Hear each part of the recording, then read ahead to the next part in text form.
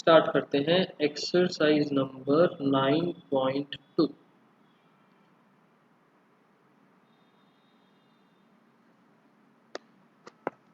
कुछ डाउट्स आते हैं साथ साथ में बताते रहना। आज हम कोशिश करेंगे इस एक्सरसाइज को ख़त्म करने की, क्योंकि समझाने वाला पार्ट तो सारा हो गया। क्वेश्चन नंबर 7 से स्टार्ट कर देते हैं, 7th और 8th से। इजी क्वेश्चन है। 7th,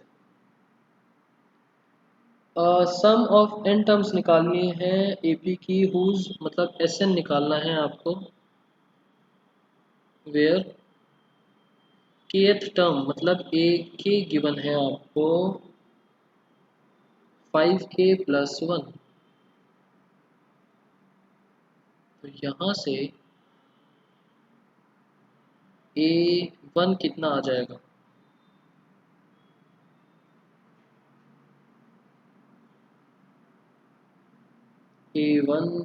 अच्छा a1 5 into 1+1 that is 6। a2 a3 बताओ कितना कितना आ गया।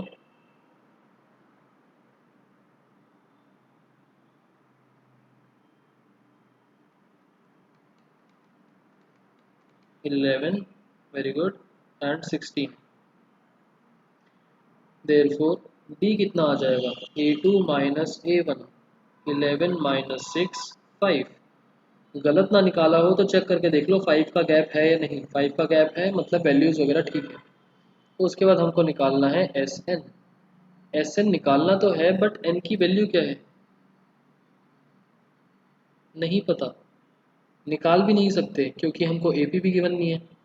तो हमारे पास ए है, बी है, इसी की हेल्प से एस एन निकाल देंगे। So S N is equals to n/2 2a plus n-1 d।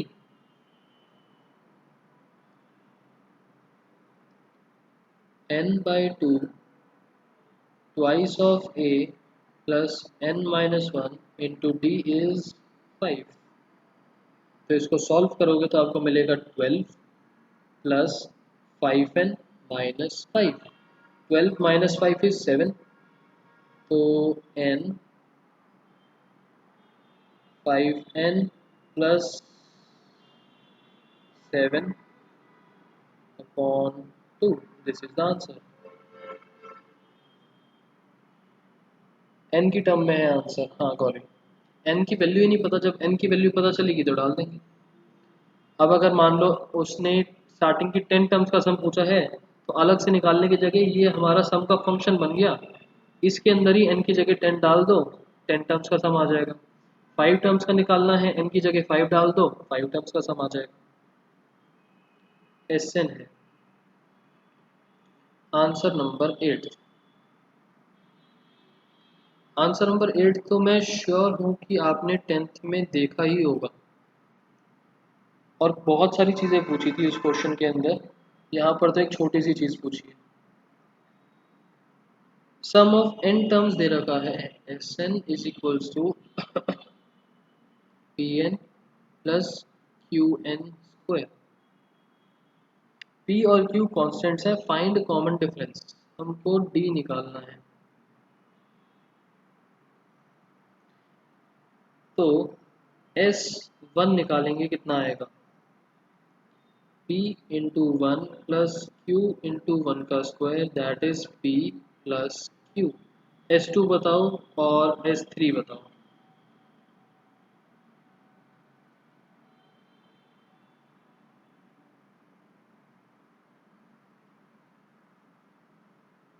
उसके बाद हम निकालेंगे A1 A2 A3। हिमानी ने बोला 2p प्लस 4q, ठीक है।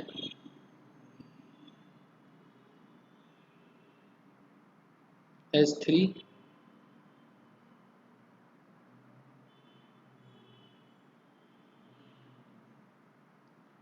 3p प्लस 9q, बिल्कुल ठीक। A1 क्या होगा,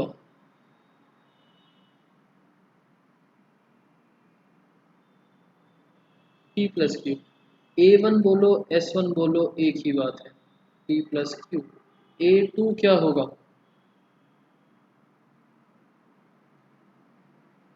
S two minus S one, हमने एक फॉर्मूला देखा था, A N is equals to S N minus S N minus one. S two minus S one करके मिलेगा ए टू। इसी तरीके से S three minus S two करके मिलेगा A three.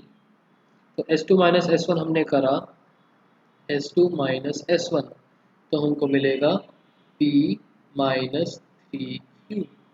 S three minus S two करके ए three हमको मिलेगा पी, अच्छा माइनस क्यों, प्लस आएगा ना शायद, और plus five Q.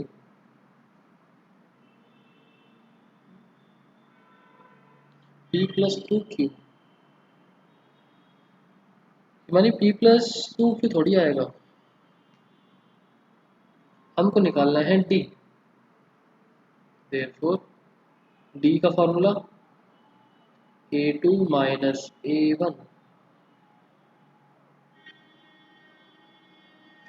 A two minus A one,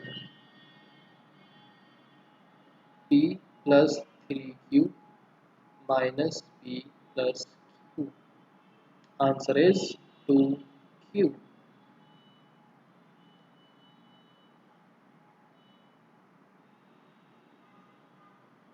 ठीक है, अब आप सोच रहे होगे कि मैंने ए थ्री क्यों निकाला।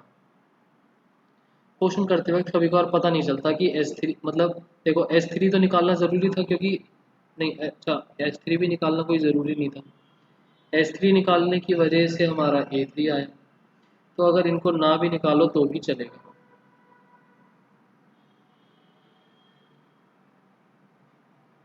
ओके, अगर आपको क्वेश्चन में पहले से पता है कि S one S two A one A two से काम बन जाएगा तो ज़रूरत नहीं है। उसके बाद answer number five, fifth question अच्छा है थोड़ा। उसमें बोला in an AP, in an AP देने का मतलब कि एपी है वो तो गिवन है हमको, एपी गिवन होने का मतलब कि सारे फॉर्मूलेज अप्लाई हो पा रहे हैं। तो इसको वैसे तो मैंने मेंशन कर दिया बट ज़रूरी नहीं है करना। कहाँ चला गया question, pth term is one upon Q. Pth term, pth term इसको कैसे लिखते हैं, ए पी मतलब A plus P minus one D is equals to one upon Q, equation number one. उसके बाद qth term,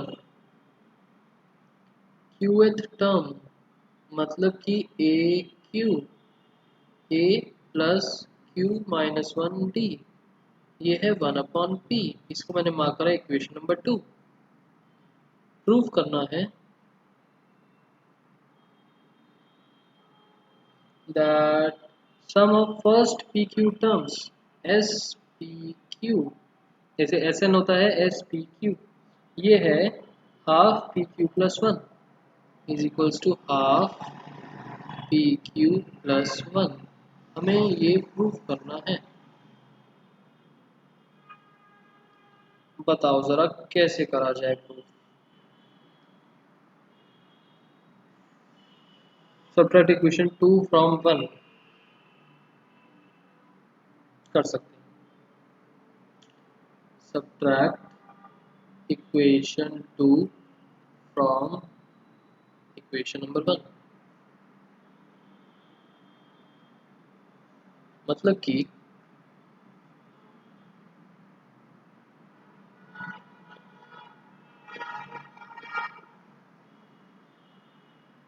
A plus P minus one D minus A plus Q minus one D is equals to one upon Q minus one upon P.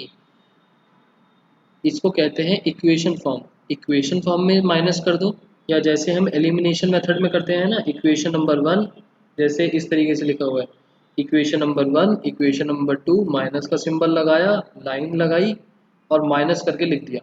किसी भी वे में कर दो, equation form में कर दो या एलिमिनेशन वाले मेथड से कर दो, आपकी मर्जी है। सब्ट्रैक्ट करने से मतलब है, हमने करा सब्ट्रैक्ट। ए से ए कैंसिल हो जाएगा और यहाँ सेकंड टर्म में से हम डी को कॉमन निकाल देते हैं, तो बचेगा p minus one minus Q minus one. इधर ले लिया एलसीएम, एलसीएम आएगा पी क्यू, न्यूमिनेटर में p minus Q. Okay, next step, brackets open करते हैं, p minus one minus Q plus one is equals to p minus Q upon P Q. One से one cancel, यहाँ पर बचा p minus Q, वो भी इधर से कैंसिल हो जाएगा। अल्टीमेटली हमारे पास d की वैल्यू आएगी वन अपॉन पी क्यू। अब हमको जो प्रूव करना है उसमें ये वैल्यू पुट कर देंगे। अच्छा, पहले ये बताओ a की वैल्यू निकालूं ना निकालूं? फ़ायदा है कुछ a की वैल्यू निकालने का?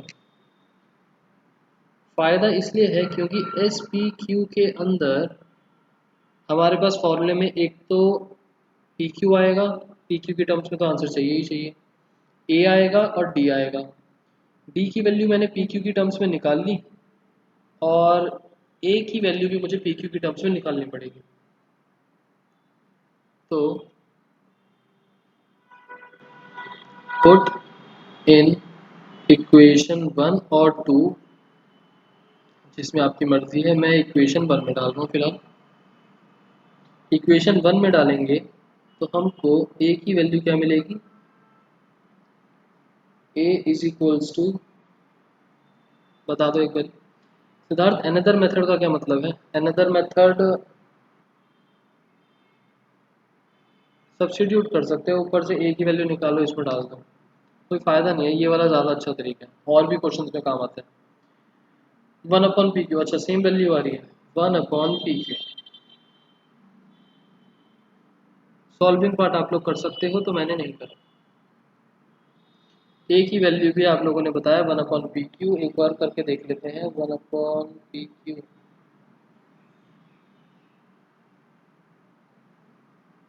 ठीक है, सही आ रहा है answer, A is one upon P Q.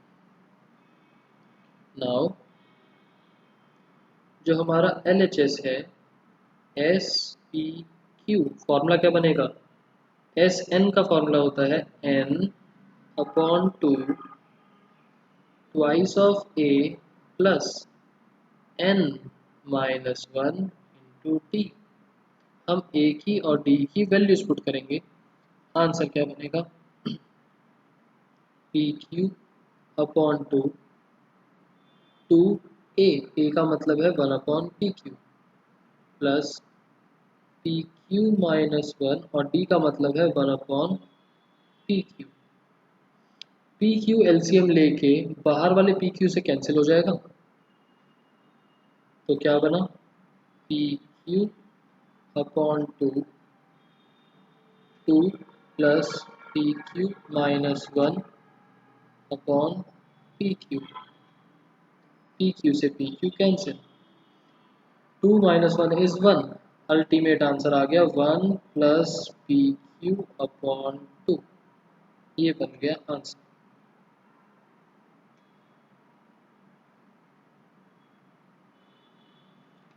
Clear सबको, आगे चलें?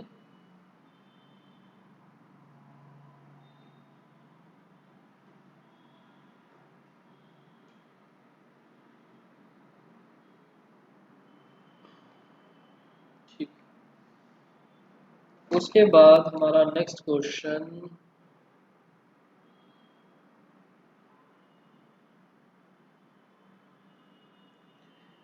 नाइन्थ बाद में टेंथ कर लेते हैं, answer number 10। Sum of first p terms of AP is equals to sum of first q terms. Question में गिवन क्या है? Sum of first p terms बराबर है sum of first q terms के, गिवन है। और क्या है? Then find the sum of first p plus q terms. हमें फाइंड क्या करना है?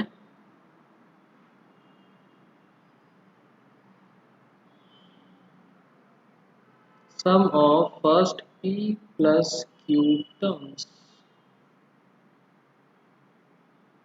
sum of first p plus q. Okay, so इससे ही क्वेश्चन करना स्टार्ट करते हैं. Sum of first p terms p upon 2a plus p minus 1d is equals to q upon 2a plus q minus 1d. 2 से 2 cancel, brackets कर देते हैं open. तो ध्यान रखना d के साथ ब्रैकेट्स ओपन नहीं करने, d को तो कॉमन निकाल के रखना है. 2ab प्लस p को मल्टीप्लाई अंदर कर दिया और d बाहर रहने दिया. p square minus p is equals to, same तरीका यहाँ पर AP वाले क्वेश्चंस में हम d की वैल्यू निकाल लेते हैं कॉमन लेके, तो d को हम अंदर ब्रैकेट्स में मल्टीप्लाई नहीं करते. अब a वाली टर्म्स एक साथ और d वाली टर्म्स एक साथ, तो 2ab माइनस 2aq, 2a लिया कॉमन, बचा p minus q is equals to d लिया कॉमन, क्या बचा,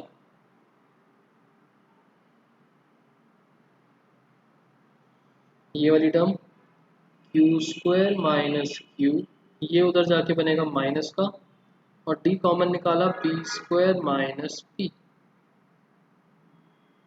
ब्रैकेट्स ओपन करते हैं. 2a into p minus q is equals to d q square minus q minus p square plus p. Squaring वाली terms एक साथ, normal वाली terms एक साथ, is equals to d q square minus p square plus minus q plus p है तो इसको p minus q बना देते हैं. Next step, p q square minus p square will be q plus p q minus p plus p minus q. अब next step बताना सबको समझ में आया या नहीं. मैंने q माइनस p को लिया कॉमन, यहाँ पर p माइनस q था तो माइनस साइन कॉमन लेके q माइनस p बनेगा, और q माइनस p ले लिया कॉमन, तो बचेगा इधर से p प्लस q और इधर से माइनस 1, और इस साइड चल रहा था 2a p माइनस q. बताओ सबको समझ में आ गया ये माइनस 1 वाली चीज़. ठीक है, q माइनस पी और p माइनस q, यहाँ पर भी डिफरेंस आ गया. तो ऐसा करते हैं, यहाँ पर एक और माइनस लगा देते हैं. 2a, या इधर ले लेते हैं 2a minus q minus p is equals to d q minus p p plus q minus 1. q minus p cancel, तो हमारे पास कितना आ गया, 2a बराबर आ गया, माइनस साइन उधर भेजा, minus d p plus q minus 1. Minus sign अंदर भी शिफ्ट कर सकते हैं, d into 1 minus p minus q. ये आ गया हमारा रिलेशन 2a और d के बारे में. अब आप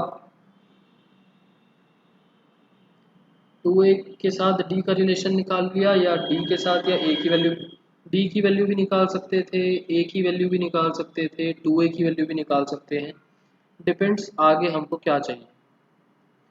हमें निकालना है s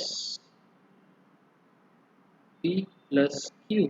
फॉर्मूला क्या बना, n बाई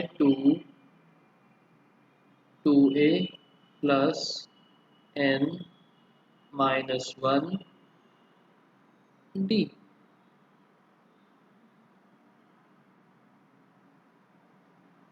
यही फॉर्मूला बना।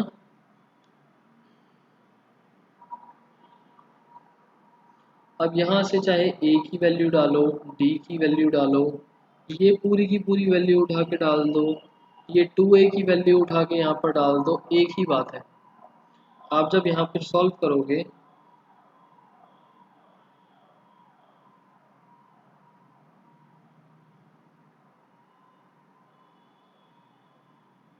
यूजिंग इक्वेशन नंबर 1, तो आपको आंसर क्या मिलेगा? p प्लस क्यू अपॉन 2 तो एज इट इज चल रहा है और अंदर ब्रैकेट में बन जाएगा 0। Ultimately answer will be 0।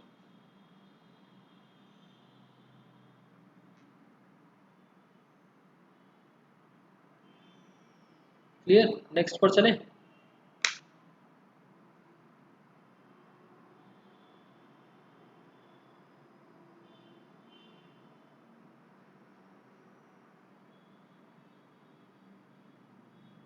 सबको क्लियर है क्वेश्चन?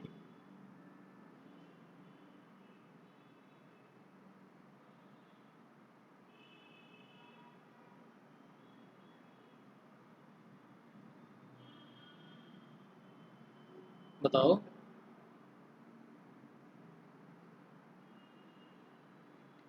ठीक,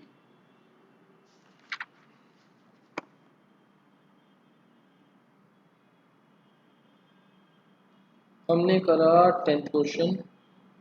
11th क्वेश्चन। 11th क्वेश्चन है sum of first p q and r terms of a p r a b and c। Sum of first p terms is a, sum of first q terms is b, sum of first r terms is c। तो question में a आपको एक variable दे रखा है, तो हम जो फॉर्मूले में a आता है हमारा, उसकी जगह क्या लिखेंगे? n upon 2 p upon 2 into twice of a होता है ना, a की जगह क्या यूज करें?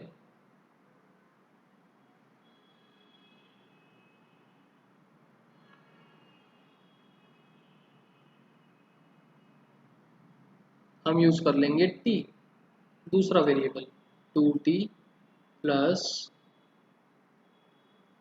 p minus 1 D, 2t plus q minus 1 D, 2t plus r minus 1 D.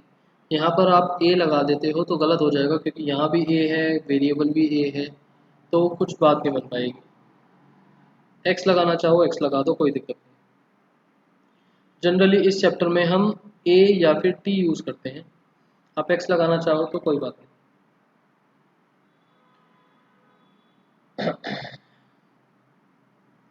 अब हमें क्या करना है,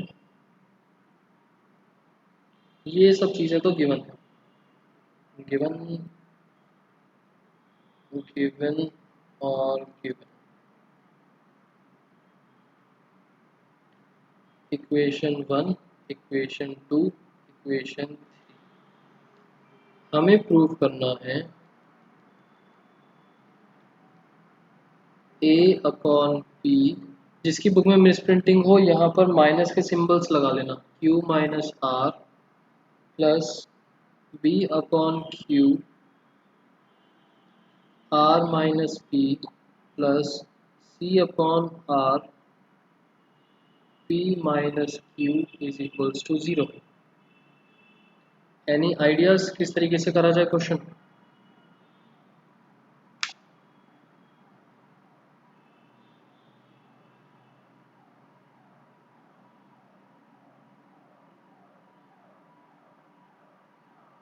चलो ज़्यादा टाइम वेस्ट ना करते हुए मैं बता देता हूँ।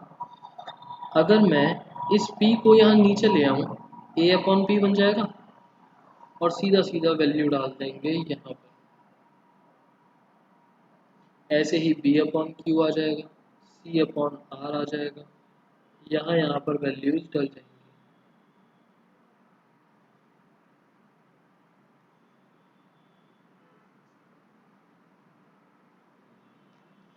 फर्स्ट इक्वेशन से हमको क्या मिलेगा? A upon B is equals to half 2t plus p minus 1 d।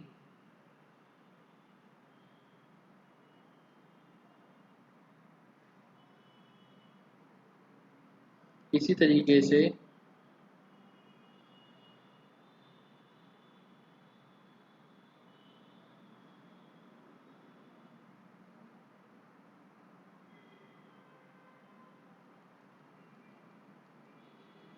हमने जैसे फर्स्ट में करा इसमें कर देंगे और फिर इस रिजल्ट को हम पुट कर देंगे इन LHS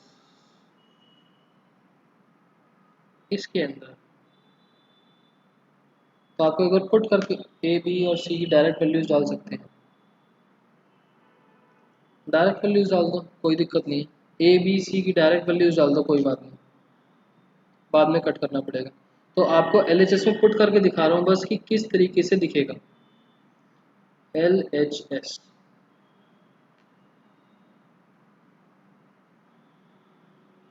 A अपॉन P की जगह आ गया हाफ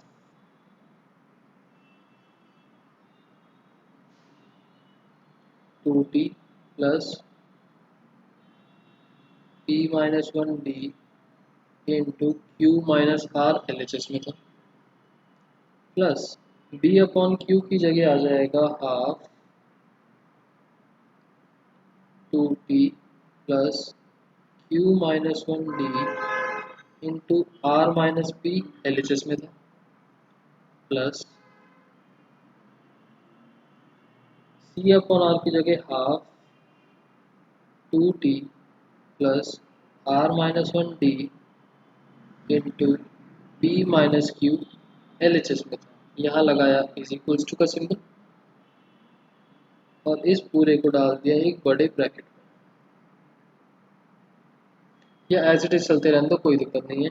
बीच में एक लाइन छोड़ देना क्योंकि बहुत बड़े बड़े स्टेप्स बन रहे हैं।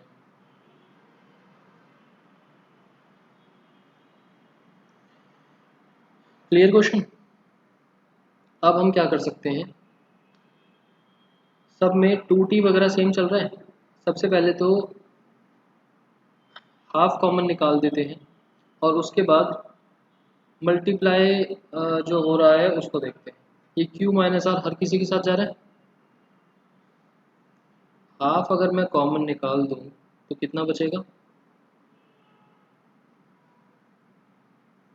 2t इसके साथ भी मल्टीप्लाई और q माइनस आर इसके साथ भी मल्टीप्लाई। तो अगर मैंने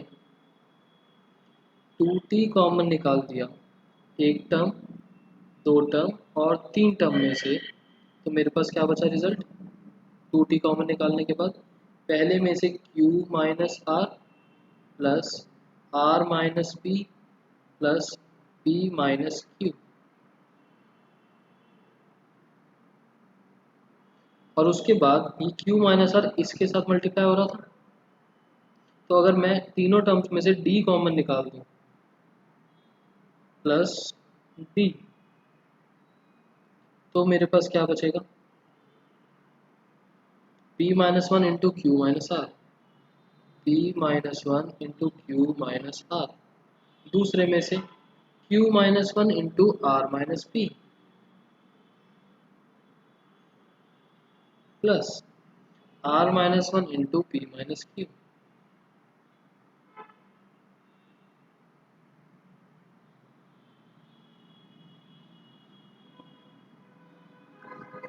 ये स्टेप देख लो एक बारी, क्लियर सबको। इस तरीके से कॉमन निकाल लिया।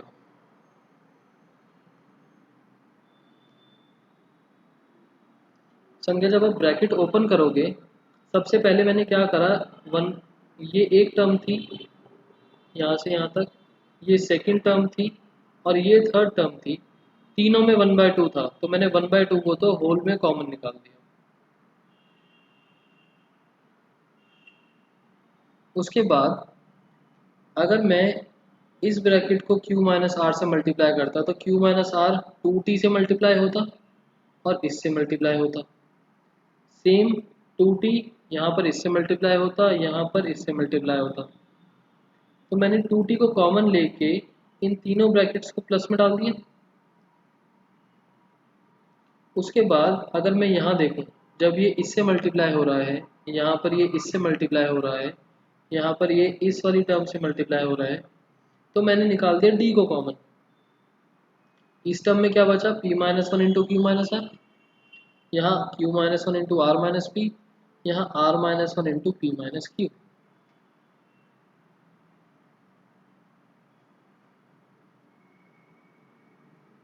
क्लियर? ठीक है, अब जब आप इसको ओपन करोगे तो ओपन करने के बाद थोड़ा सा लंबा बनेगा,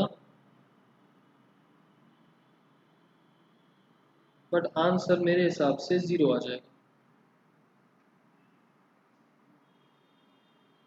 सारी टर्म्स कैंसिल हो जाएंगी एक दूसरे से। 2t वाली टर्म तो दिख ही रहा है, सीधा सीधा कैंसिल हो रही है सारी। यहाँ पर भी आपको सारे ब्रैकेट्स ओपन करने पड़ेंगे। सारे ओपन करने के बाद अब देखोगे कि सब कुछ कैंसिल हो गया। ओपन करके दिखाने हैं, कैंसिल करके दिखाने हैं, ऐसे नहीं डायरेक्ट 0 लिख दो। ओके, आंसर 11th हो गया। आंसर 12th हम करेंगे बाद में। लिख लेना, आंसर 9th और 12th सेम है, तो इस वजह से दोनों छुड़वा दिए। इसके बाद 9th हो गया, 13, very easy question. Sum of n terms दे रखा है आपको 3n स्क्वायर प्लस 5n, और mth टर्म दे रखी है am, आपको दे रखा है 164। Find m।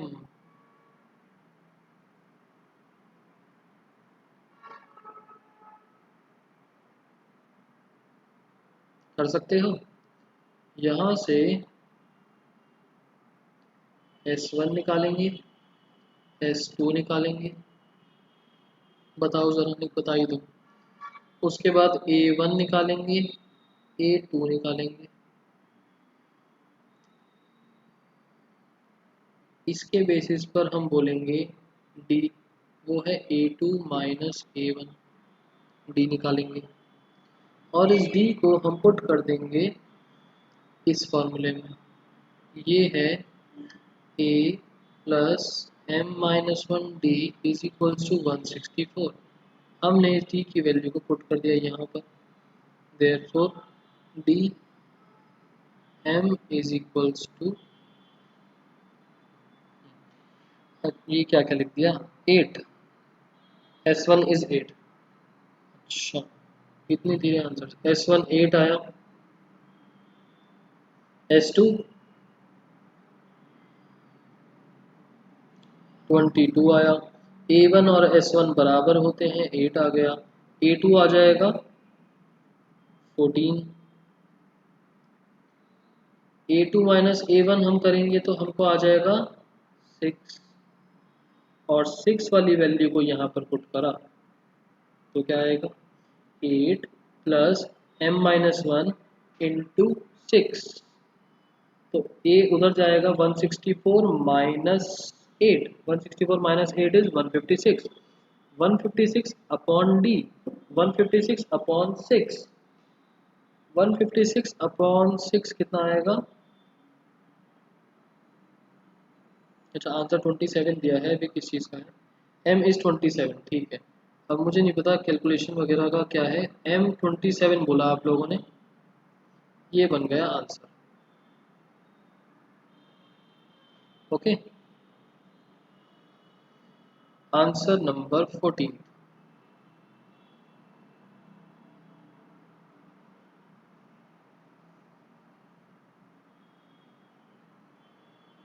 ऐसा क्वेश्चन भी आपने डील करा हुआ है 10th में। इंसर्ट करने हैं 5 नंबर्स,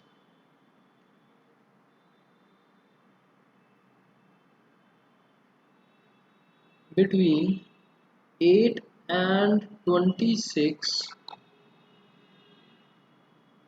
सच दैट वो ए पी बन जाए।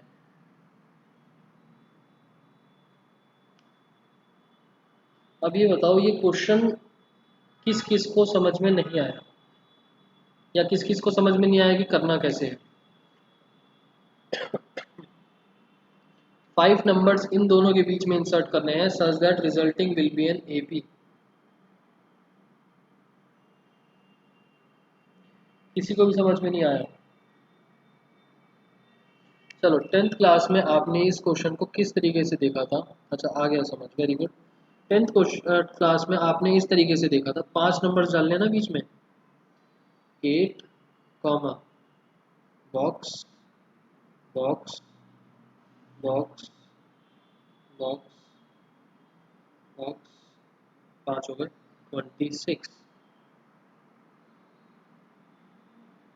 Find missing values. याद आया क्वेश्चन? एक ऐसे बॉक्सेस वाला क्वेश्चन हुआ करता था।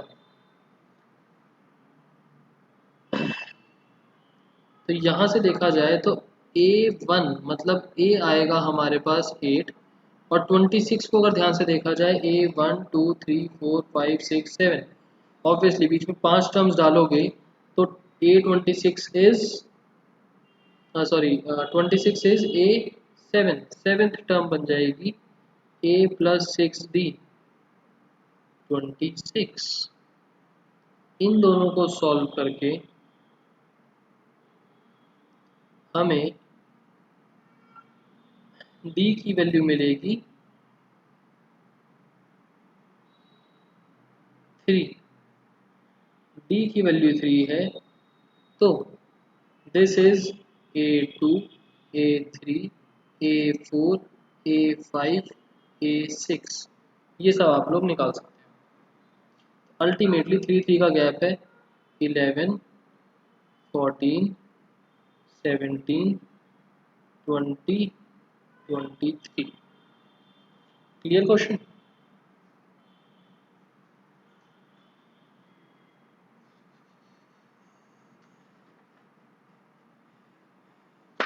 Okay, answer number 15। थोड़ा सा देखने में अजीब लगेगा तो ध्यान से देखना। क्वेश्चन में बोला, इसमें भी थोड़ी सी मिसप्रिंटिंग है क्वेश्चन में, तो देखना। ए की पावर n प्लस बी की power n whole upon A की power n minus 1 plus B की power n minus 1 is A M between A and B. A M का कंसेप्ट क्या बताया था कल? अच्छा, फाइंड करना है n, फाइंड करो n। What is A M? Arithmetic mean का फॉर्मूला।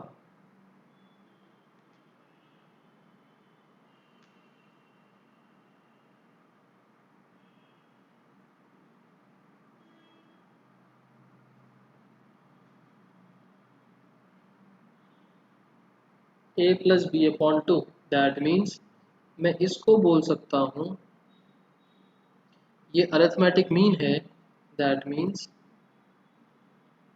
ए की पावर n प्लस बी की पावर n अपॉन ए की power n minus 1 plus B की power n minus 1 is equals to A plus B upon 2। जो arithmetic mean होता है वो अपने एक्सट्रीम्स, मतलब जो उसके दोनों साइड्स पर नंबर्स हैं, उनके सम का हाफ। अब हम क्या करेंगे? क्रॉस मल्टीप्लाई, 2 इधर और ये वाली टर्म इधर, ट्वाइस ऑफ ए की power n plus twice of B की power n is equals to, ये दोनों ब्रैकेट साथ में मल्टीप्लाई होंगे तो a से पूरा ब्रैकेट प्लस b से पूरा ब्रैकेट, a की power n minus 1 plus b की power n minus 1 plus b into A की power n minus 1 plus b की पावर n माइनस 1। इसके आगे का स्टेप देखो, 2 a की पावर n प्लस 2b की power n is equals to a into A की पावर n माइनस 1। क्या बनेगा आप लोग बताओ।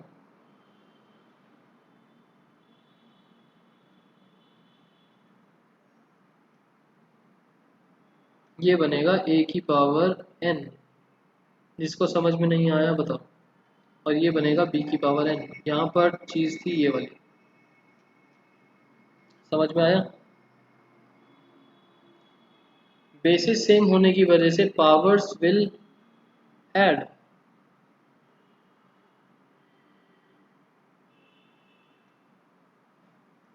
x की पावर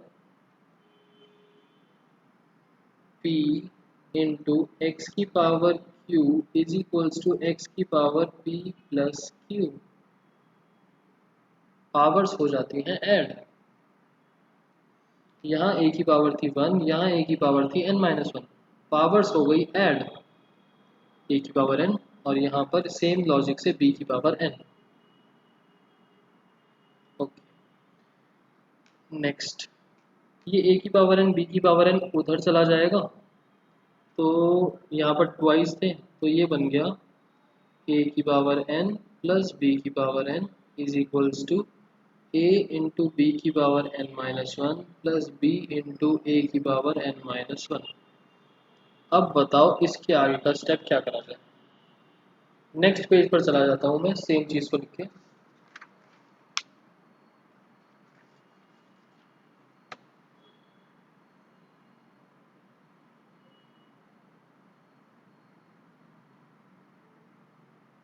a की पावर n प्लस b की power n a into B की power n minus 1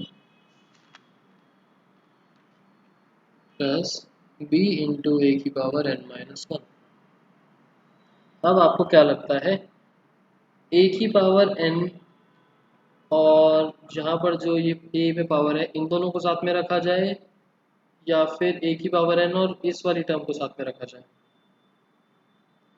a n equals a b n minus 1 compare. Siddharth compare तो नहीं होगा, पेयरिंग करनी पड़ेगी। पेयरिंग a की पावर n की पेयरिंग पहले वाले के साथ करूँ दूसरे वाले के साथ करूँ।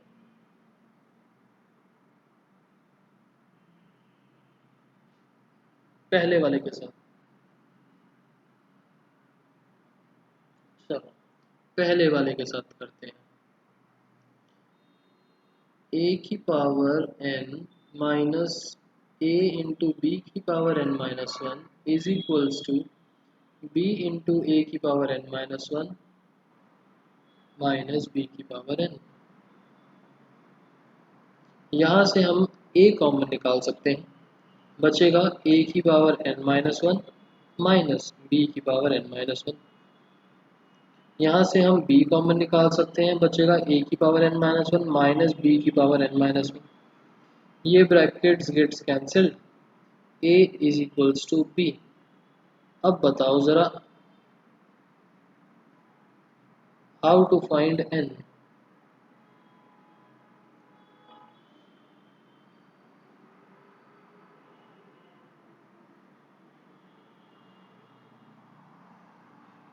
नहीं निकाल सकते, तो हमने कर दी पेयरिंग गलत।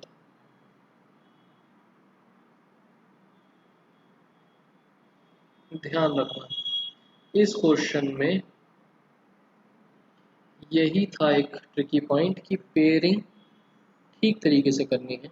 हम जहाँ पर a की पावर्स बड़ी हैं उनको एक साथ और b की पावर्स बड़ी हैं उनको एक साथ रखेंगे, तो पेयरिंग बनेगी a की power n minus b into A की power n minus 1 is equals to a into B की power n minus 1 minus B की पावर n। अब ये बताओ नेक्स्ट स्टेप जो मैं लिख रहा हूँ वो ठीक है या नहीं।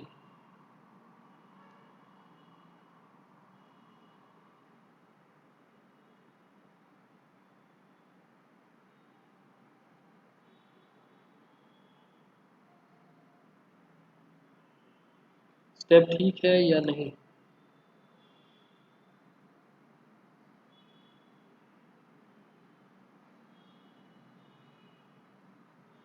संज्ञा ने बोला करेक्ट नहीं।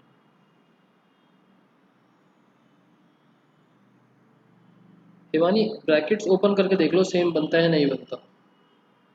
सेम बनेगा।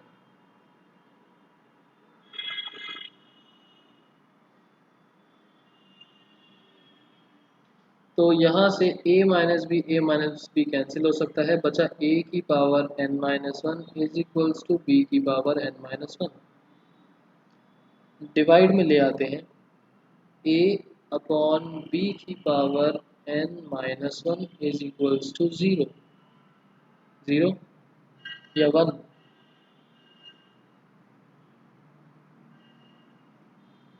यहाँ आएगा वन। वन का मतलब, अच्छा अब बताओ, अब n की वैल्यू तक कैसे जाया जाए? अब तो क्वेश्चन में n है, ऊपर तो n ही खत्म हो गया था। अब क्या करा जाए? n minus one is equals to zero. Harsh reason बताओ क्यों लिया जाए ज़ीरो के बराबर?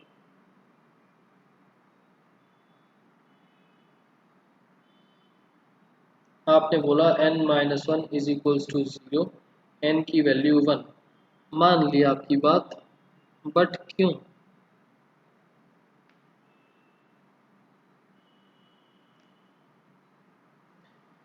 x की power zero is one.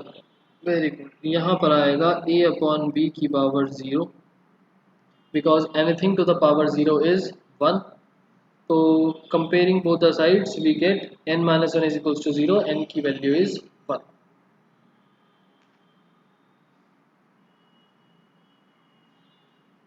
Clear?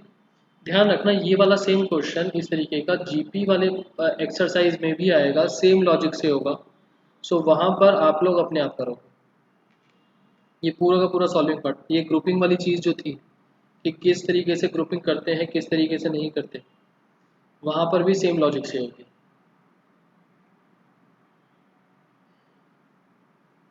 उसके बाद 16th क्वेश्चन को इम्पोर्टेंट मार्क कर लेना। इस एक्सरसाइज में मेरे को इम्पोर्टेंट एक तो 16th लगा,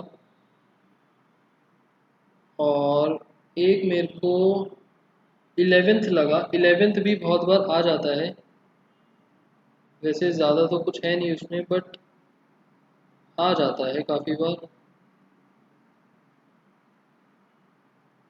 ठीक है। उसके बाद हम आते हैं क्वेश्चन नंबर 17, नेक्स्ट पेज। छोटे छोटे से हैं, हिंट के लिए लिख देता हूँ। Answer number 17, a man starts repaying a loan as first installment of 100। एक लोन है, लोन की फर्स्ट इंस्टॉलमेंट है ₹100। If he increases the installment by 5 every month, increase installment by 5 per month.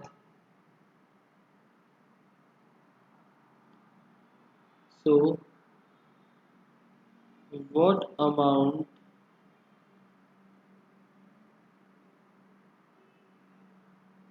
he will pay in 30th installment? चलो हम बस मेरे को ये बता दो ये वैल्यूज क्या है, क्या निकालनी है। 100 हमारे चैप्टर के हिसाब से क्या है? अच्छा आपने बता दिया, ए तो हो गया 100, वेरी गुड। उसके बाद डी हो गया 5, वेरी गुड। और हाँ ए पी बन गई 100, 105, 110, 115 इस तरीके से।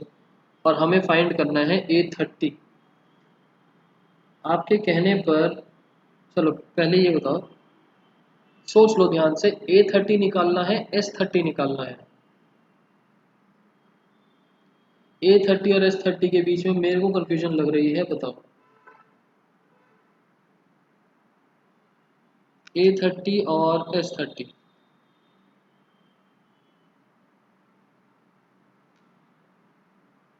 हर्ष ने बोला एस एन निकालना है, हिमानी ने बोला एस निकालना है, संज्ञा ए, हर्षी ए, संगिनी एस, गौरी ए। ओके,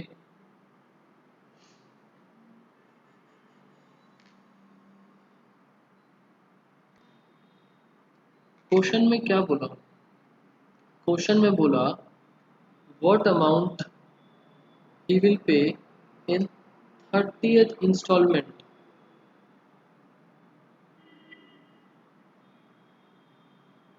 आप एक चीज सोच के बताओ, मान लो ये इंस्टॉलमेंट की जगह आपकी पॉकेट मनी होती, आपको फर्स्ट मंथ 100 रुपीज़ मिले और आपके पेरेंट्स आपको कहते हैं कि 5 रुपीज़ एवरी मंथ आपके इंक्रीज कर देंगे हम, तो 30th मंथ में आपको कितने अमाउंट मिले? इस क्वेश्चन का मतलब 30th मंथ में आपको कितने पैसे मिले, या 30 मंथ्स में आपको टोटल कितने पैसे मिल गए? क्या मतलब लगता है? First condition, second condition?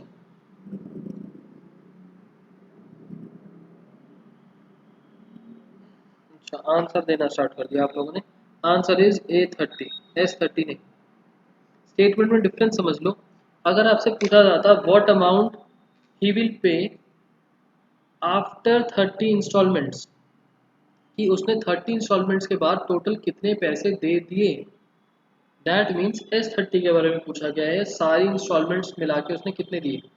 But जब पूछा कि उसने 30th इंस्टॉलमेंट में, ओनली इन 30th इंस्टॉलमेंट उसने कितने दिए, तब हम बात कर रहे हैं सिंगल टर्म की।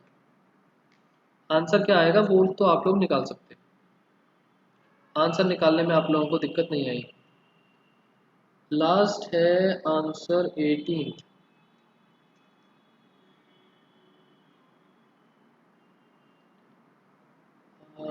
Difference between any two consecutive interior angles of a polygon.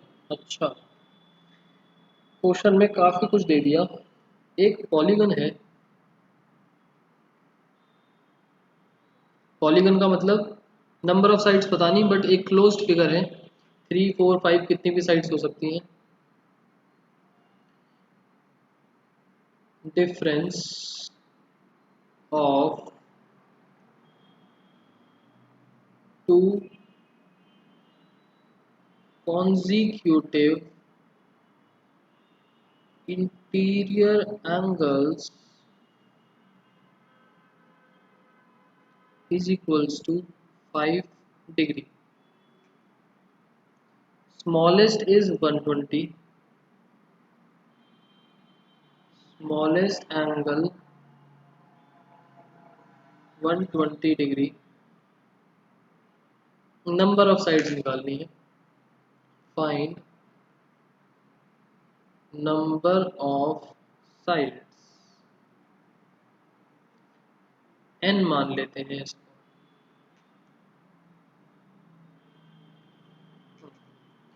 अब इस चैप्टर से रिलेट तो इस तरीके से करा कि स्मॉलेस्ट एंगल दे दिया 120, और दो साथ साथ वाले एंगल्स, मतलब टर्म्स भी 1 2 3 4 इस तरीके से चलती हैं, दो साथ साथ वाले एंगल्स दे दिए 5। तो this will be a, this will be d, n निकालना है, ना ए एन है ना एस एन है, क्या करा जाए बताओ?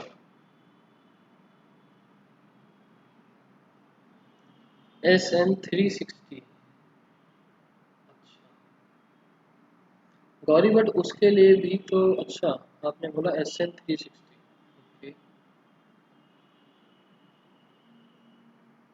बट गौरी 360 का रीजन समझ नहीं आया मुझे।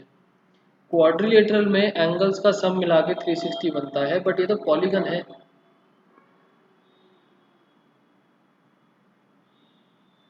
एस एन का फॉर्मूला पुट करेंगे, मान लिया आपकी बात, हम पुट करेंगे एस एन का formula. S N is equals to, but is equals to में क्या आएगा? सिद्धार्थ 360 नहीं। मान लो ये पॉलीगन ट्रायंगल है, तो ट्रायंगल के एंगल्स का सम तो होता है 180 डिग्री। 540 क्यों? आप ऐसे एग्जैक्ट आंसर कैसे बोल सकते हो? Polygon means any closed figure, number of sides unknown. Triangle है, 4 साइड है, 5 साइड है, 6 साइड है, 7 साइड्स हैं, हर एक शेप के अंदर एंगल्स का सम डिफरेंट हो जाता है। 3 साइड्स हैं तो 180 डिग्री है, 4 साइड्स है 360 डिग्री है, 5 साइड्स हैं अलग सम है, 6 साइड्स हैं अलग सम है। आप एग्जैक्ट वैल्यू कैसे बोल सकते हो? अच्छा, संज्ञा ने बोला 180 n-2, हर्षी ने भी बोला 180 n-2। ठीक तो है बट ये देखा है क्या कहीं से? लग नहीं रहा मुझे कि अपने आप आया हो दिमाग में,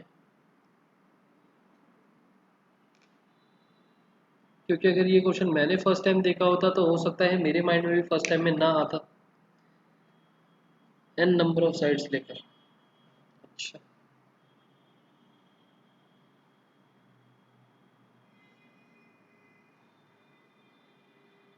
ओलंपियाड्स की वजह से, चलो फिर तो अच्छी बात है, ओलंपियाड्स की वजह से आया।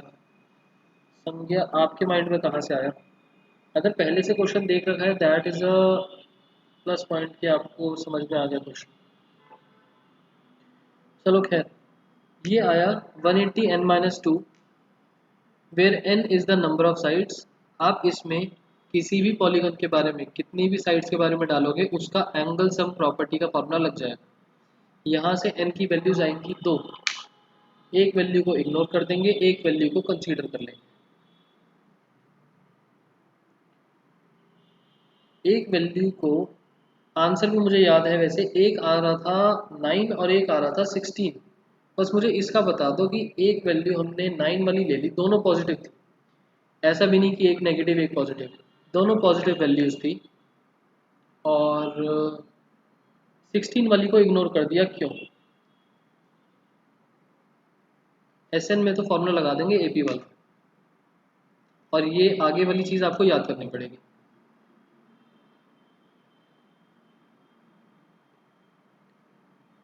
दो आंसर्स हैं, एन की वैल्यू 9 और 16, हमने 16 को इग्नोर क्यों करा?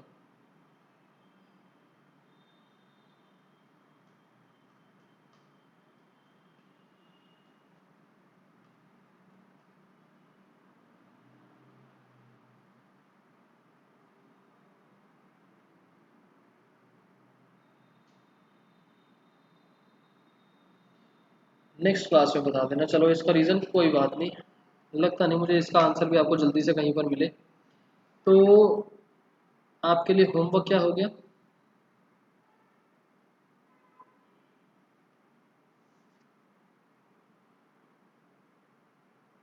होमवर्क हो गया आपके लिए एक्सरसाइज नंबर 9.2, ऑल क्वेश्चंस लिख रहा हूँ, जो क्वेश्चन बीच में छुड़वाए हैं उनको छोड़ देना, अपने आप ट्राई मत करना, दिक्कत आएगी। 9.2 ऑल क्वेश्चंस, और कल का टेस्ट होगा आपका, कौन कौन से दिए थे मैंने, चैप्टर नंबर 5 और 6, और नेक्स्ट क्लास में ये होमवर्क कंप्लीट करके आना। और इस चीज़ का मुझे आंसर भी चाहिए कि लास्ट के 18th क्वेश्चन के अंदर दो वैल्यूज आएंगी एन की, 9 और 16, हमने 16 को इग्नोर करके 9 को कंसीडर करा, रीज़न। ठीक है, सबको समझ में आ गया तो ओके बोलो, प्रेजेंट लगाओ, आज की class is over, bye bye, next class ई को किया।